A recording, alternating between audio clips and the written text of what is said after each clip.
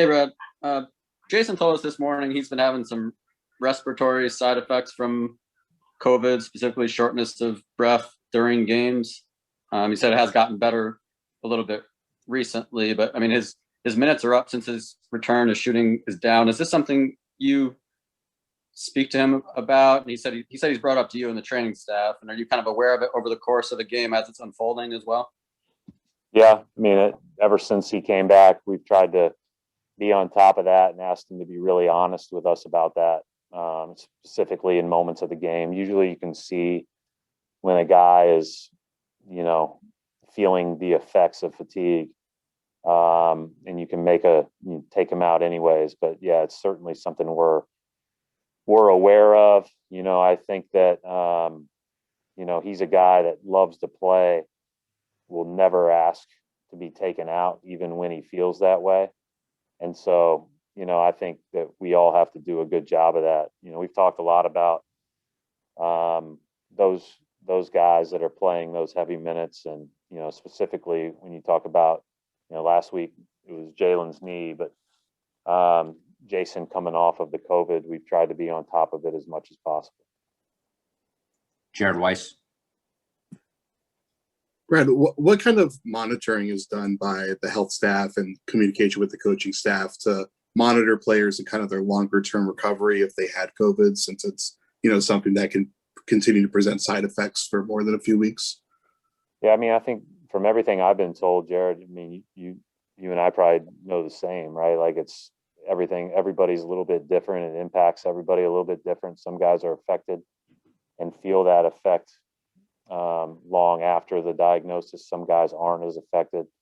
I think that people are still learning the long-term effects. I think it's one of the scary things about this.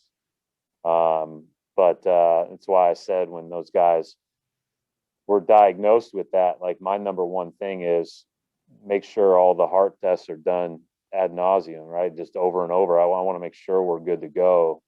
Certainly would never want to put anybody in a position where there was any risk at all due to that. The breathing and the shortness of breath, obviously, there's probably part of that that's related to COVID, and part of that that's related to being off for 14 days and then having to build that back up. But certainly we're on top of that. But I'm not going to pretend like I'm a medical expert on it. I just ask questions of, how do you guys feel when I think they start to look like they need a break?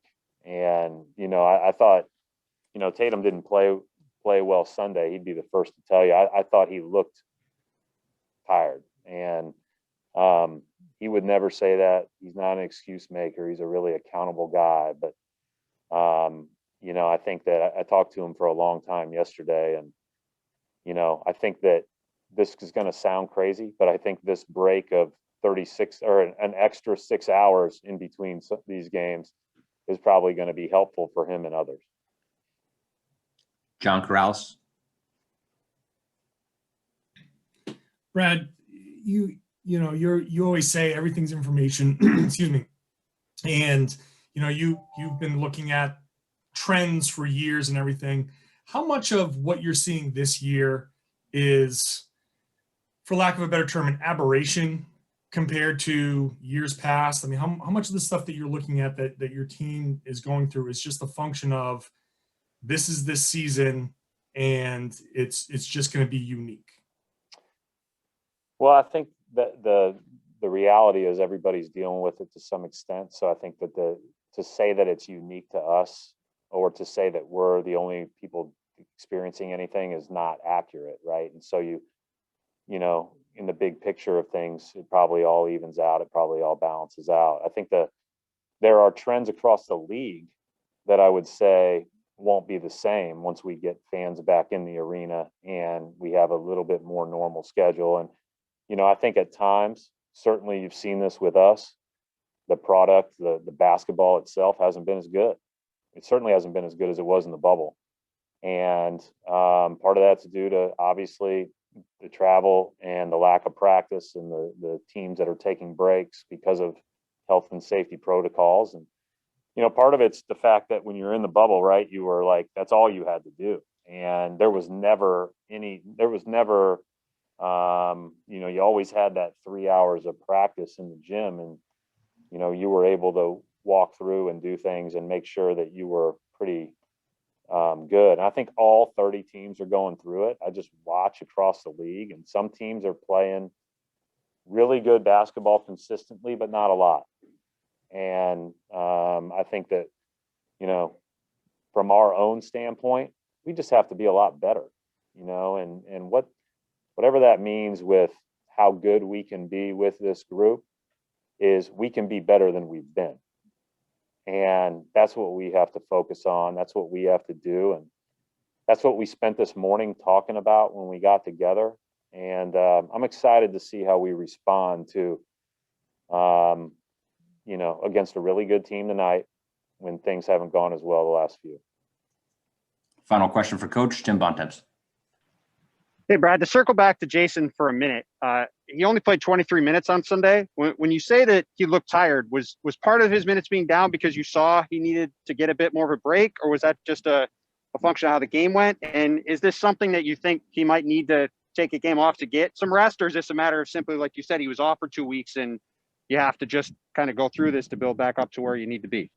No, I think it was more, I think from the standpoint of him, well, first of all, the other day he had 4 fouls. He had 3 fouls in the first. He had 4 fouls early in the second, when he usually comes out, coincided with then us being basically out of the game. So there was there was no reason to put him back in with 5 minutes left in the game. So all that added up to a 23-minute game. But, you know, I felt it. So maybe I have no scientific background, but have been watching him for a long time. And anybody that you guys watched that game, that wasn't him. And so, like, I think he'll be great tonight. Again, I think that's the benefit of playing 123-minute game in the middle of this stretch, is that he'll have a lot more. He'll be able to be better and feel better. You know, he felt a lot better yesterday than I think he has, or he did on Saturday going into that game. And I think he'll play well. And again, everybody goes through things differently, and you were able to manage those, and really, really good teams, Tim, are able to stay in that game and have a chance to win, even with that. And that's why we're not there yet. Like, we're just not. And so that's what we're looking to be on our terrible days where it's just not going, where we can't get any energy going, where we feel like we're in mud. You still have a chance to win. That's what good teams do. And, you know, hopefully we can get there. All right, we'll wrap it up right there. Thanks, Coach.